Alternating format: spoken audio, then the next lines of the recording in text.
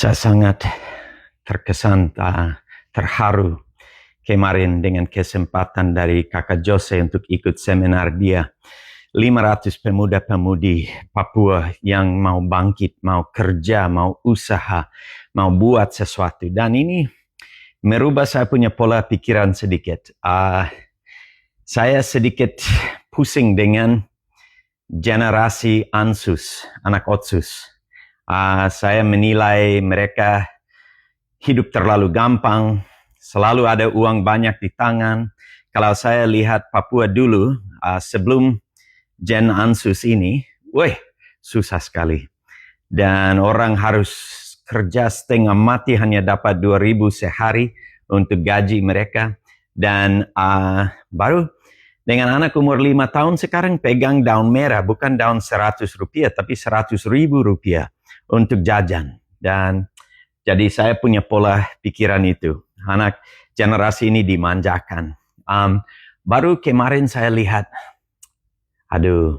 itu benar sedikit, tetapi juga mereka terluka jauh lebih besar daripada generasi sebelumnya.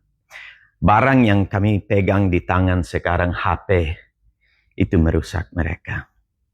Dan buat luka fatal di dalam hati mereka. Generasi sebelumnya, mereka pegang sikop, parang, kapak, kerja, usaha. Generasi sekarang, karena mereka punya orang tua rasa kasihan. Kami menderita, kerja sampai tangan berdarah, dan lain-lain. Baru rasa saya tidak mau anak saya menderita seperti saya menderita.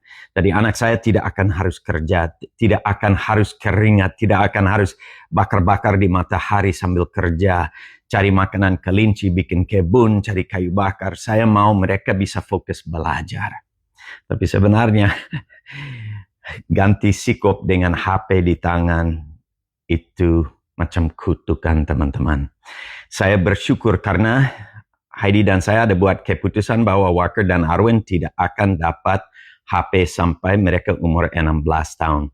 Baru kami jaga mereka punya HP. Harus dipakai hanya di tempat umum mana kita bisa lihat layar. Mereka tidak boleh bawa masuk ke kamar mereka.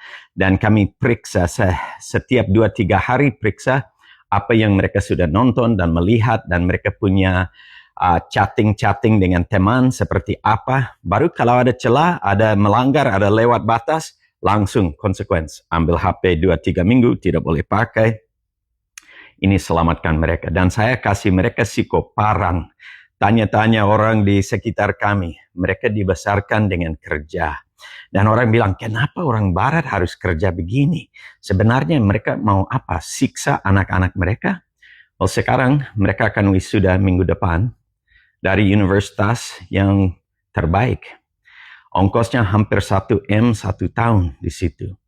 Dan saya tidak bayar 1 rupiah. Yang mereka tidak minta 1 rupiah dari saya. Mereka selalu bilang, Bapak, kami bisa kerja di sini. Jadi mereka kerja 15 jam seminggu rata-rata. Kalau salju, mereka keluar jam 4-5 pagi. Dan bersihkan jalan dan dapat gaji besar dari situ karena anak-anak lain suka tidur, itu dingin-dingin, masih gelap, tidak mau keluar, tapi anak kami diajar untuk kerja dari kecil. Ini salah satu kunci yang sangat penting untuk berhasil di dunia real, bukan di dunia otsus. Dunia otsus tidak harus kerja, uang langsung datang di tangan. So, itu salah satu hal yang kami buat yang merusak generasi. Kami buat itu terlalu mudah untuk mereka. Daripada memberi tantangan pekerjaan, kesulitan yang akan bikin mereka jadi kuat. Jadi kalau kami melindungi mereka dari pekerjaan, dari kami bisa bilang penderitaan kerja, sebenarnya kami tidak melindungi mereka, kami merusak mereka. Kita perlu melindungi mereka dari HP, dan pengaruh-pengaruh negatif dari teman-teman mereka. Itu yang sangat-sangat penting, teman-teman. HP ini, apa terjadi? Mereka belajar porno. Itu merusak otak mereka, pola pikiran mereka. Mereka tidak menghargai apa perempuan lagi, karena mereka hanya lihat perempuan sebagai objek untuk dipakai oleh laki-laki. Itu menimbulkan perasaan romantik dan pacaran. Anak-anak umur 12 tahun, 11 tahun yang dulu tidak sama sekali, perempuan tidak sama sekali pikir mengenai pacaran, sekarang sudah gila-gila pacaran gara-gara apa?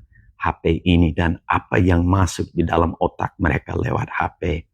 Baru kami lihat banyak kekerasan, violence. Mereka belajar itu dari mana? Dari internet, dari game-game yang mereka main. Mereka main itu sudah dibuktikan di Amerika di mana-mana. Yang main game-game violent atau yang pakai kekerasan, tembak-tembak, baru mereka mau laksanakan. Kami dengar dari anak-anak kami di Opanggen yang nonton porno. Mereka langsung mau pergi dan coba. Mereka nonton video violence, mereka main game ini, mereka mau pergi dan coba baku pukul. Lihat, setelah anak-anak nonton film Rambo, mereka buat apa? Pergi ke halaman dan mulai baku pukul. So, kita harus jaga mereka dari HP dan apa yang mengalir lewat HP ini. Aduh, saya rasa berat sekali karena Ansus ini, generasi Ansus, mereka dapat luka fatal karena orang tua dan dari gereja dan dari sekolah kita tidak melindungi mereka dari luka fatal yang terjadi di hati mereka. Dan kami melindungi mereka dari kerja, dari tanggung jawab, dari hal-hal yang sebenarnya bisa berat tetapi itu membuat mereka menjadi dewasa yang kuat yang bisa bangun masa depan Papua dan daerah kita. Mari kita berpikir dua kali, melindungi mereka dari apa. Terima kasih banyak, harap ini bisa menolong dalam pikiran bagaimana kami bisa bantu.